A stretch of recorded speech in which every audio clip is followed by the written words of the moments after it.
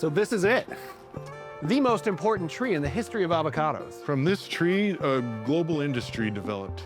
So this is an orange inside an orange. So this right here is why we call it a navel orange. It is, and in fact, this is the best example I've seen in a long time.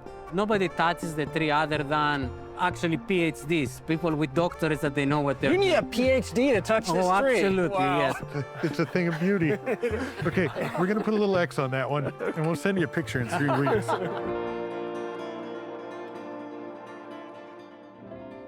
Just off one of the busiest intersections in Riverside stands a tree that changed Southern California forever. Born more than a century and a half ago, this tree began as a chance mutation in the garden of a Brazilian monastery. From Brazil, it traveled by ship to a USDA greenhouse in Washington, D.C., and from there by train, stagecoach, and buckboard wagon to the farm of Luther and Eliza Tibbetts. As the story goes, Eliza nursed the young plant through Riverside's hot summers with leftover dishwater. It survived, and this tree, along with its long-lost sibling, became the ancestor of nearly every navel orange grown in California. Welcome, Nathan. Thank you. Thanks for meeting me here. Absolutely. Yeah. Come inside, but don't take too many steps. Yeah, this is a maximum security fruit tree. Georgios Vidalakis, a plant pathologist at UC Riverside, works with Sohrab Odagi and other members of his team to not only protect this historic tree from disease and pests, but the entire global citrus crop as well. So you see, this is the trunk, the original trunk, the 1873 trunk. Wow. And you see how this looks a little bit better than this section. Yeah. This is what we call a Phytophthora lesion. The fungus, actually it's not a true fungi, it's what we call an oomycete, almost killed, completely did what we call girdling the tree. And then the wood inside is dead that moves water up and down. But when the bark dies, the tree dies. So by girdling, you mean if it went all the way around, Exactly. that's the end of the tree. So the tree did its best and stopped it right there. This is Yeah. what we call healing tissue, but it needed help. Wow. So in the 1920s, the University of California came in and we did what we call in-arching. So we planted young seedlings around the tree, and the original tree started using the roots and the bark. You see how this bark is not injured, and feeding itself. There's so much more engineering behind this tree than you would ever realize. And it does not just grow and survive on its own naturally. No, unfortunately, we have died if science hasn't intervened. So this is a beloved tree. I mean, you're actively taking care of this, helping it survive. Oh, yeah, absolutely. So the general rule is that because this belongs to the city of Riverside, and this is a tiny park, actually, it's designated as a park. They can come and clean and pick up the leaves, but nobody touches the tree other than actually PhDs, people with doctorates that they know what they're You need doing. a PhD to touch this Oh, tree. absolutely, Wow. yes. We don't allow anybody else. So science has spent $500 million trying to find solutions to these problems, and that's largely because it's a huge multi-billion-dollar industry growing fruit. But why save this tree? I believe it was in 2020 that an economist did the study. The California industry alone is estimated of a value of $3.6 billion, economic activity to close to $8 billion, and essentially all of it can be traced back to this tree. So this beautiful fruit from California was sold all the way to the east coast of the United States. Yeah, and they were wrapped in tissue, right? Oh, yeah, they were precious. It was like a Christmas gift. You will get a California, actually they were called back then the Riverside Navels. Riverside, and these were delicacies. These were luxuries, right? I mean, today you can buy these by a few dollars a pound, but back then this was a holiday treat. Correct, Yeah. absolutely. Because the variety was introduced from Brazil to the United States through Washington, D.C. Yeah. Sanders was the name of the gentleman that made the connections with missionaries down in Brazil. At the USDA. At the USDA. They put, if I remember well, they put 12 in a box. A lot survived. He propagated even more. And he sent these trees, he sent them all over the country, not only in Riverside. San Francisco, San Diego, Florida. But again, that very old report from USDA said the other trees didn't do well, but the Riverside one flourished. Like today, Southern California has always been a melting pot. So you can see actual pictures of people working with the tree or trees, and they're immigrants from Asia, from Europe, Right. where citrus existed for thousands of years. So I want to believe that a little bit diverse community of Riverside, plus I met a few years ago a senior of the Kuya people, the local Native American people in our region, and he told me, Georgios, yes, and it's been part of our tradition as well. When the citrus industry took off, it was our people that knew where the water is, right? Where the fertile ground is. Yeah. So it's a community team effort for me. That's why this tree was successful. That's really interesting. When we talk about the success of citriculture in Southern California, we talk about the physical landscape usually, but the cultural landscape you're saying was just as important. Absolutely. Yeah. This is the perfect place to grow citrus, no question about it. There you are. You are doing great. Oh yeah. Ready? Yeah. Cheers. Cheers.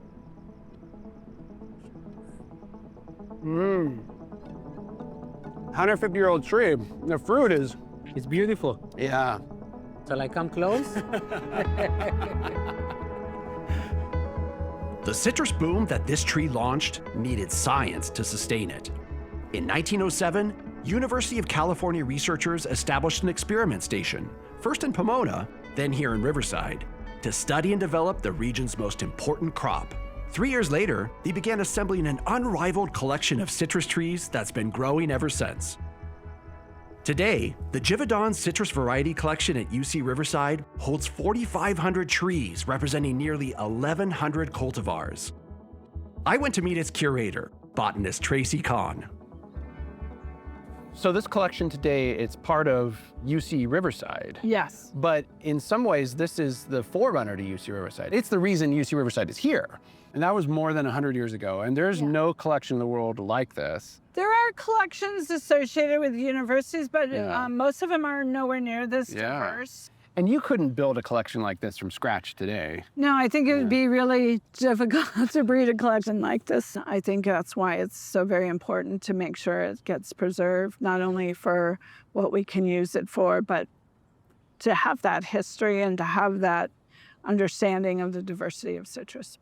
Now I see you have here the Washington Navel Orange. This particular variety does loom large in the lore of this place. It does. This is a publication from 1933. Yeah. A citrus publication. It was from the Riverside Chamber of Commerce, which connects it to this location as well. Sure. And this is the one where they honor Mrs. Eliza Tibbets for planting it in 1873. The origins of it are all shrouded in mystery. And there's also, it's curiously, Luther Tibbets is not represented here. No, he's more or less been written out of the story. Right. I got to take this really cool class at UCR when I was a graduate student here, and it was taught by a guy named Bill Bitters, who was the curator before me from 1946 to 1982.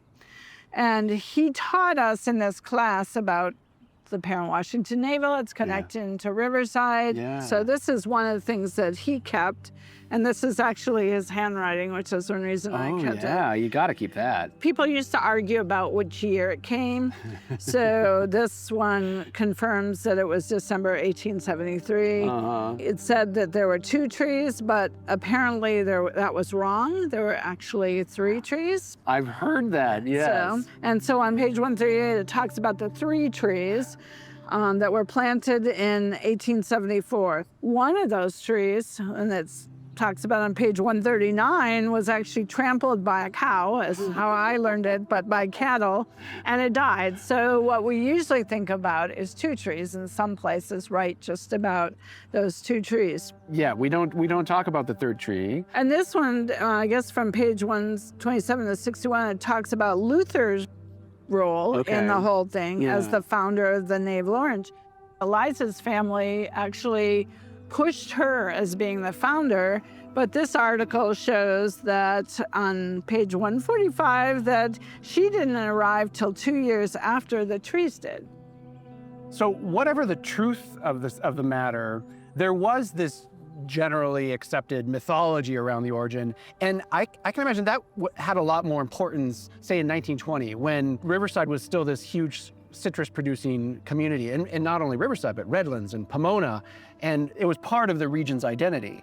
Definitely. I mean, it was the first one that was brightly colored, sweet, fairly easy to peel and had no seeds. It was, something people were really excited about it. So you have two of these parent Washington navel trees right over here. I have 4. 2 trees one from each of the 2 original trees. Wow. Okay. Well, let's go take a look. Okay. Okay.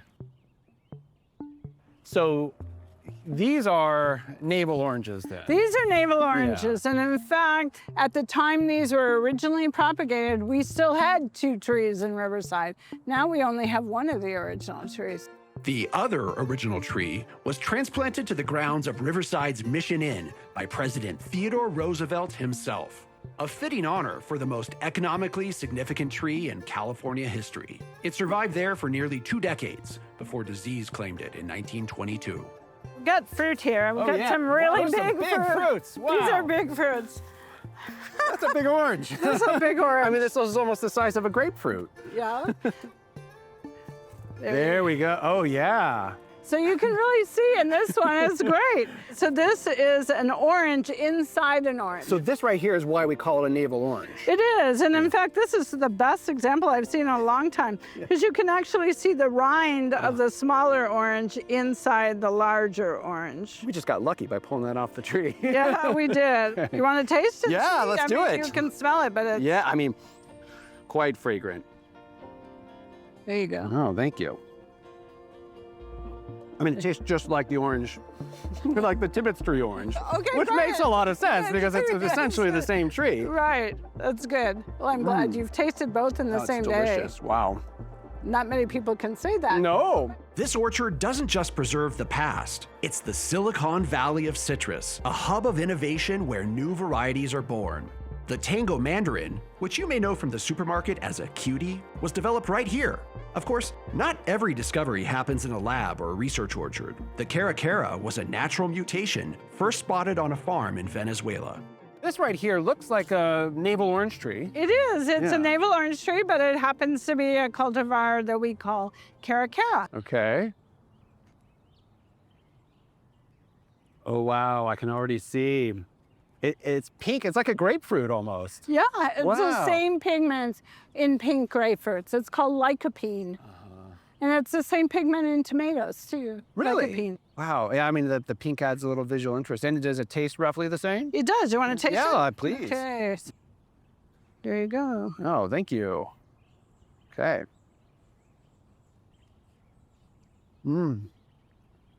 Yeah. I mean, it's good. It tastes the same.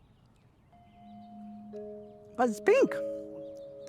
So I think on the way over here, we passed what looked like a mandarin tree. Yes, this is a mandarin tree. And this is, if I'm not mistaken, it's essentially one of the ancestors of what we know as the orange. We don't know if this particular tree or cultivar is an ancestor, but we know that based on its genetics, that yes, this type is in the ancestor group of mandarins, which are not most of the mandarins you're eating from the store. Yeah. Most of the mandarins you're eating from the store, like clementines or tango, Right. they have a little bit of pomelo genes in it. Oh, they do. But this is a pure mandarin. This is a pure mandarin. And the orange it's a hybrid of the mandarin and the pomelo? Happened way before humans were around, but yes. Do you think we could pick one of these and pick one of the pomelos and taste them together? We could do that. Let's take a couple. Okay, yeah, just these in are small, case. yeah. So we're going from a tree with really small fruits to a tree with some pretty big ones. Right, this is called Monaloa pomelo. Oh my goodness. There we go. So essentially, the orange is a cross between the pomelo and a mandarin. But it wasn't just one cross. We're talking about huge amounts of time. Yeah. Since citrus probably originated about 8 million years ago, there were crosses back and forth. There Right. were lots and lots of time that generated what we think of as sweet oranges. And then sweet oranges are all genetically very similar. They're like 99% genetically identical, but that includes things like the navels, but also blood oranges. So that 1% can make quite a bit of difference. Right. Are you gonna have it with me? Okay, let's go. Oh, actually, that's pretty tasty. It's not Yeah. too bitter. Okay, mandarins have that characteristic where they just fall out of their peel. Oh yeah. Oh, these are some little guys here. Wow. I'm gonna have one little.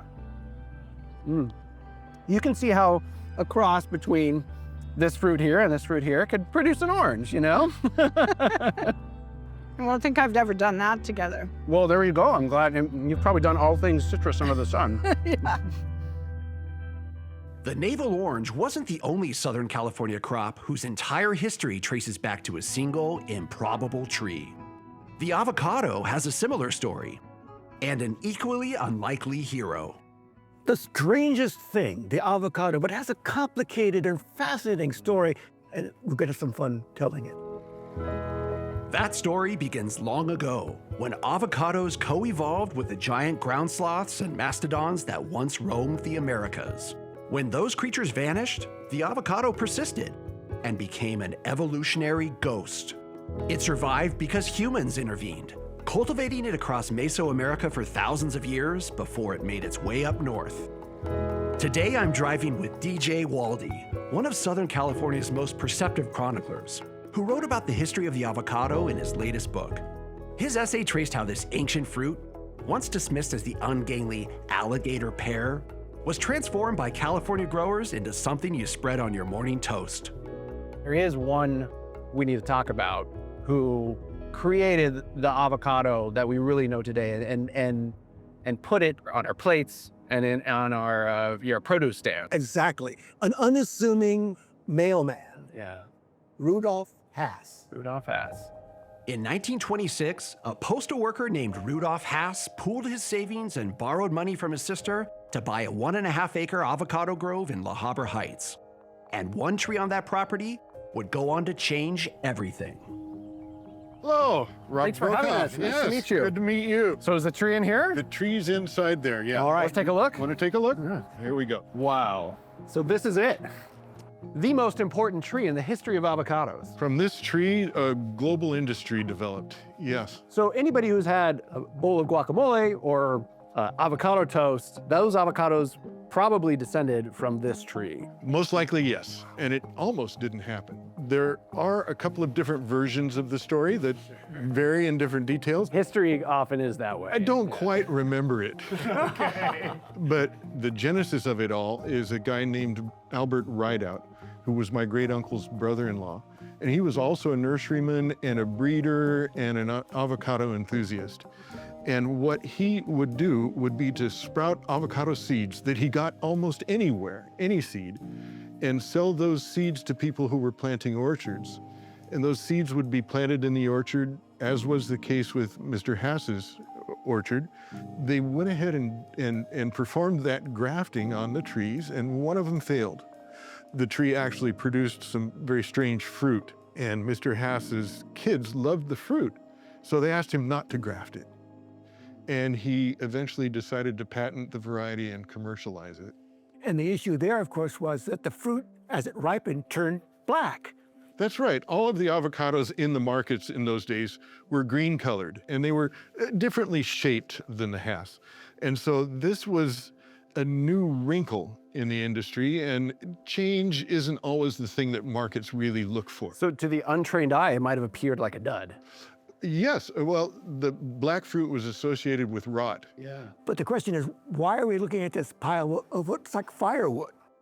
Well, Mr. Hass's original tree lived for many, many years, but it eventually was infected with a fungus that attacked its roots and started to die. And my father, who had his own nursery at that time, kind of took it on himself to try to nurture that tree and help it out. But finally in, I believe, 2002, he lost that battle.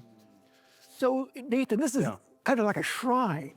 It really is like a shrine, right? I mean, this is clearly a well-loved tree. Basically has an entire barn to itself, right? Well, yes, the barn's purpose. Yeah.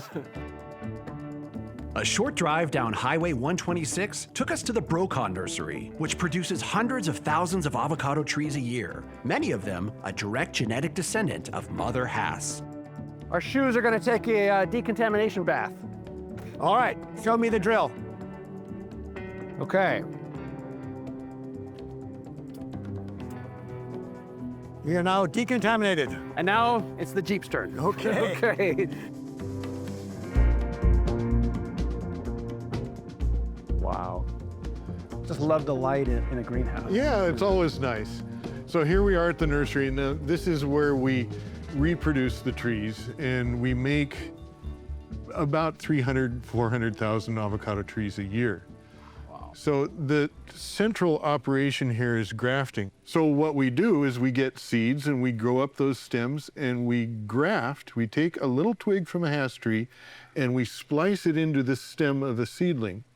And then everything that grows out of that bud on that little twig produces fruit that's exactly the same as the tree that we took the twig from. Yeah. But we have one really special grafter that we want you to meet, and that's Consuelo over here. Consuelo has been working with us for, we figured out just now, 56 years. Wow, more than half a century. More than half a century. That's a lot of avocado grafting. Yes, yeah. She worked alongside my father back in the day, and we just did the numbers, and we tried to figure out how many trees she has grafted in that time, and it came up to 9.1 million. Heavens above. I'm afraid to say this, but it actually looks simpler than it sounds. But I'm sure it's not a simple task to perform. Well, you're about to find out. Okay. Okay. You'll provide some encouragement? Well, Okay. or first aid, depending upon what happens. That's right. 4 plantas para aquí. Okay, four of these. Yeah. Well, these are really baby avocado trees. Yeah. So these are the little grafts that we harvested this morning or yesterday from the hass trees in our orchard. Okay. And this, Sorry. Oh, that's A okay. little more. There. Yeah. okay. Okay. Now this is the part that I'm not going to be able to do. I pull hard enough to get it to Right. pull just right. Yeah. I'm not really helping much here, am I? See, the problem is, it's really easy when she does it. You make it look easy. Con este dedo, hágale aquí. Okay. Yeah. There we go. It's a thing of beauty. Okay, we're gonna put a little X on that one, and we'll send you a picture in 3 weeks. So, this is about 5 weeks later. 5 weeks, okay. It takes about 3 weeks for those cut surfaces to come together and heal, and the sap starts flowing across there. It fuels the development of those buds, and you see that nice growth coming out. beautiful leaves. Yeah. Let's unravel this thing and see if we can see what the bud union looks like. Bandages come off. Yeah, showing the scars. Very little trauma, a little bit of scar tissue down here at the bottom, but that's fine. It'll grow right over it. And that tree is on its way. I don't know how many places you can see this many varieties of avocado. It's astonishing, really. Yeah, so we have about 200 different cultivars planted up in our orchard. So that way we have a bunch of different genes over here. Maybe you could explain what a cultivar is. Cultivar, it's a genetically different avocado, like one from another. So for example, one of the avocado cultivars, the Hass, it's the most common. That's what's being sold nowadays. But we've also gone through a lot of different cultivars or selections in the past. Like the Fuerte here, it was one of the initial ones in the California industry. And then we have Bacon, that's a pollinizer cultivar. So they all have different characteristics and different flavors. This doesn't taste like bacon though, does it? No, unfortunately it doesn't. Now Prop 2, I don't remember voting on that one.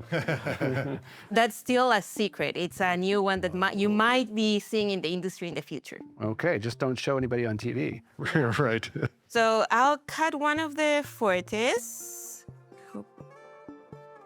And if you were eating an avocado in 1920, it would have been this. That would have been the avocado. In California. No. Oh, that looks like an avocado. Oh, yeah. Do you want to try some? Why not? Yes, of course. I've never had a Fuerte avocado. I don't believe I have either. Big occasion. Sliver of that. It's very good, but different from the Hass. It is different, yeah. Mr. Brokaw, you're following in the line of cultivators of avocados going back 12,000 years, that indigenous people in central Mexico and Central America and Guatemala, they brought together some of these cultivars and made some of these avocados possible. Your family's been innovating for a long time, and there's evidence of that right here. The innovation goes on, though. Yes, the Hass has been around for a century now. We know that we need new varieties, and so we're trying to identify some new varieties that might be acceptable for entry into the commercial realm. Up the hill from the nursery, Rob and Consuelo maintain an orchard of some 200 cultivars, a living laboratory that just might produce the next Mother Hass. Got it. Okay. That might be the avocado of the future. You never know. Never know. So if in the greenhouse you were coddling the avocado trees, out here you're exposing them to the elements. Now they're at war. Yes, yes. So they're challenged. We do what we can for them out here, and we can give them very precise doses of water and fertilizer. We can prune them, but we can't fully protect them. So they have to do their part. It is quite spectacular to see all of this work done on this land, the work that you and your family have done over many, many years, Consuelo has done. To be on this hillside overlooking the Long Valley is just an amazing experience. You know, it all ties back to Mr. Hass and his leaving the graft off of that tree and enabling everything that we've been able to do since. An amazing, unexpected chance discovery.